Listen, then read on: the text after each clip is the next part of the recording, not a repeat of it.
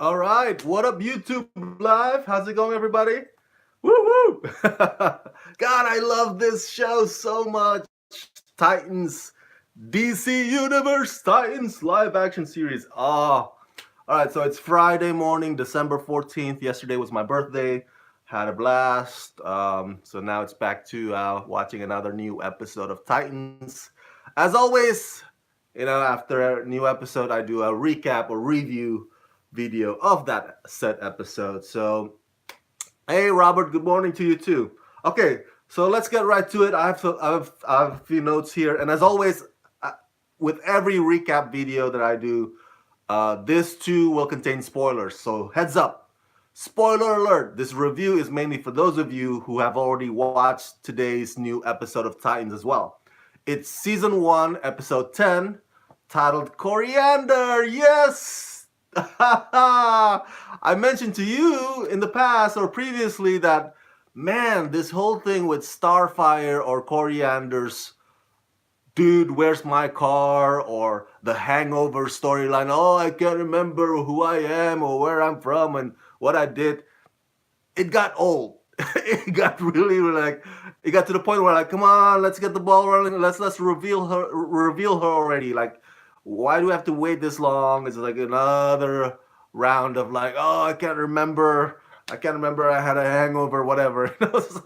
So finally today is like it gets revealed that she's from Tamaran and she has that spaceship. It's amazing. But let's break down the episode scene by scene, moment by moment, because I have a lot to say here. I have a lot to comment on, and some of them are just I don't know, ridiculous. Let's just put it that way.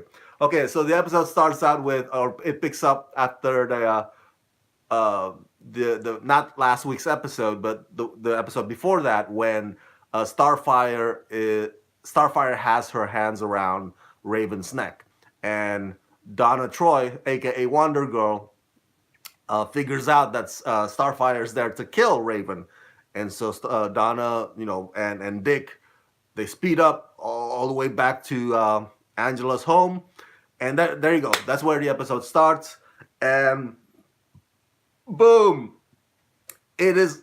Remember, I said that Donna Troy will intervene. Oh man, she intervenes in an epic way in this episode. Holy crap! Did you see that lasso? Oh, come on! You gotta be geeking out over that. I was geeking out. I was like, holy smoke, the lasso! She busts out the lasso, and that's how she pretty much takes down Starfire. And Starfire's like, oh, what happened? What happened? It's like, no, you tried to kill Raven. No, I wouldn't do that. And Angela, the mom, is like, hey, get away from her. And you know, for from a regular folk, the first reaction probably will be like, "Hey, what's up with Raven's mom? Why is she defensive like that?" Starfire is a good, is a good character. She's a hero. Uh, but from a parent point of view, you gotta understand. It's like you just tried to kill my daughter. So break time, hiatus. Let's part ways here. Let's because I know you're good, but you just tried to strangle my daughter. So um, halftime, basically. Like, okay, you go there, I go here. And it's totally understandable. Totally understandable. And Starfire, something's calling her to go to this place, to this barn, to this abandoned warehouse. And meanwhile, while that is happening, um, Beast Boy's Gar keeps getting haunted by the guy um, he kills when he was a tiger. Remember that? He turned into a tiger and he kills this lab or professor dude. And I don't know. To me, Gar or Beast Boy, I guess, trying to embrace the fact that he killed somebody. I guess you could say it's like popping the cherry sort of thing. Like, because every other character on this show has killed somebody. So this is a show where they actually kill people. It's not Titans the cartoon. Okay, it's not Titans the watered down version. Uh, so Gar or Beast Boy, his story arc is basically this person or this hero is just still wrapping his head around, oh my god, I could actually kill somebody, and I actually killed somebody. Where everybody else around him, Dick, Raven, and Starfire's like, what's the big deal? So what? We kill people every day. Which brings me to my next note here. It's hilarious that one line that Dick says to Wonder Girl when they're in the car, because I think the lines, I'm gonna try to get this right. The line that Dick says to Wonder Girl is that Starfire would never kill. She's not a killer. And then he says, but she kills people sometimes. I was like, oh, come on, Dick, come on. You crack me up here. It's like, Starfire's not a killer, but she kills people sometimes. I kid you not. That's the line. That's what Dick said to Wonder Girl in the car. And I was like, really? Really?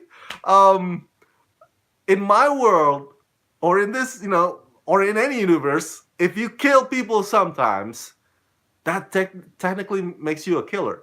Because sometimes sometimes gives out the idea that you've done it more than once. Sometimes you would do it again and again. So that is a pretty. I know the idea of that line is to be jokeful, like a comic relief moment, but at the same time, it's also dumb. I'm sorry. Let's keep it 100 here. That line is pretty dumb.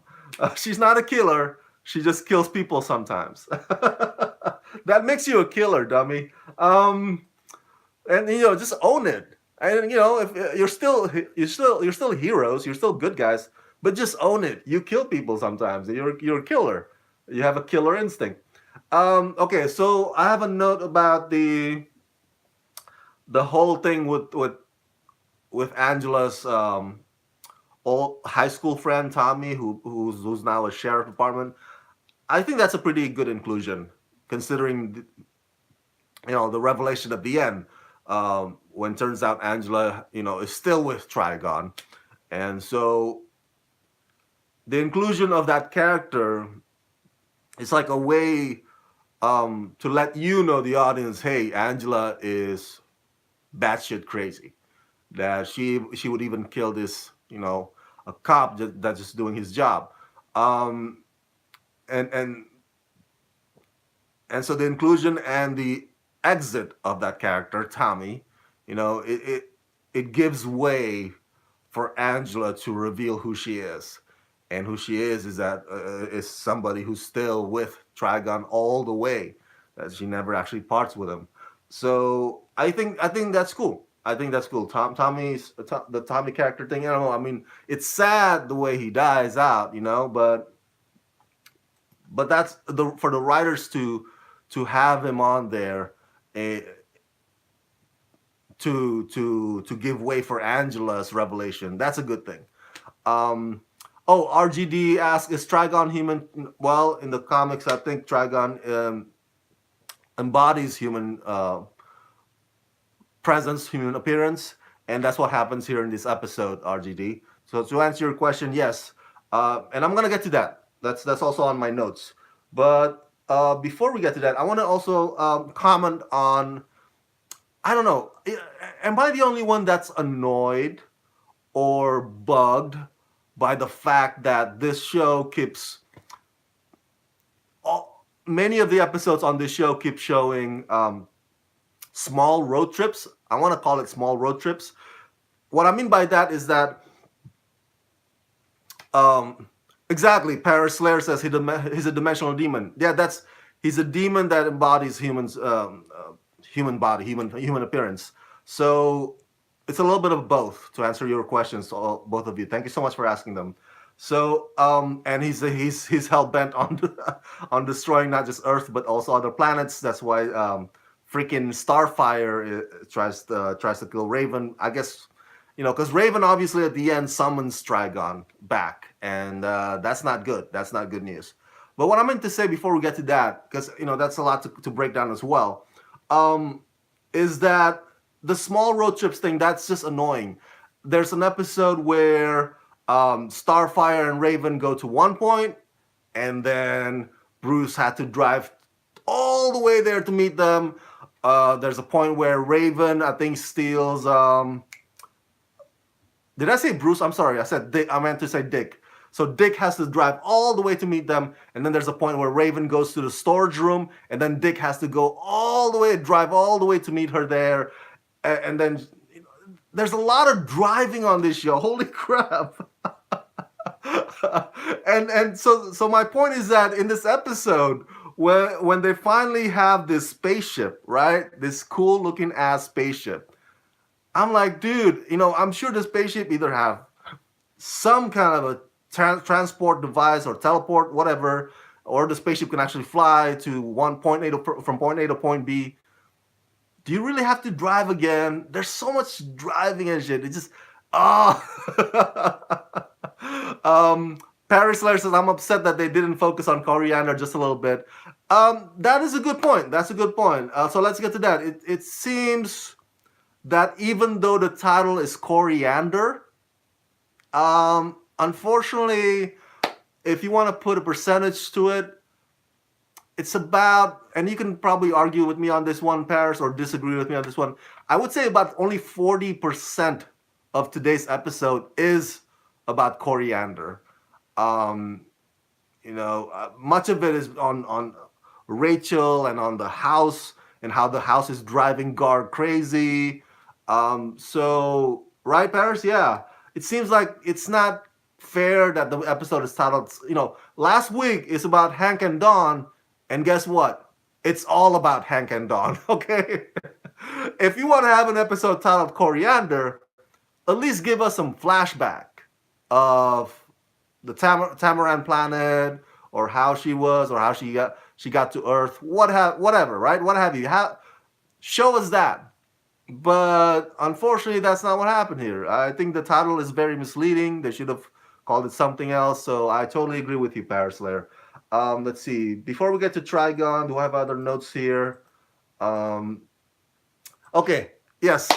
My last note before we get to talk about Trigon's appearance or Trigon showing up.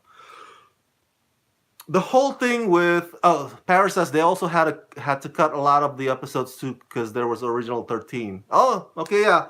Instead of 13, as you know, this season only has 12 episodes now, I believe. So we're coming to the end of the season. It's kind of sad. And a good point on that, Paris. Thank you so much for bringing that up. And yeah, we're gonna miss Titans, and it's gonna be a while till we get season 2. But don't worry, we'll get Doom Patrol, Swamp Thing, Stargirl's on the way, and of course, Young Justice Outsiders. DC Universe rocks, man. I love this this whole thing. Okay, so my last note before we get to Trigon is that the whole thing with Raven blaming herself, it was cool, right? It was cool. I mean, in the beginning with the whole thing with Gar, you got to stay away from me because anybody that's around me gets hurt, and then she unleashes her demon side, of course. And that's cool. That's cool to me. But then it gets played out. She keeps blaming herself again later on in the episode, a couple more times. And what I'm getting at is that, oh my God, this girl has turned into Oliver Queen.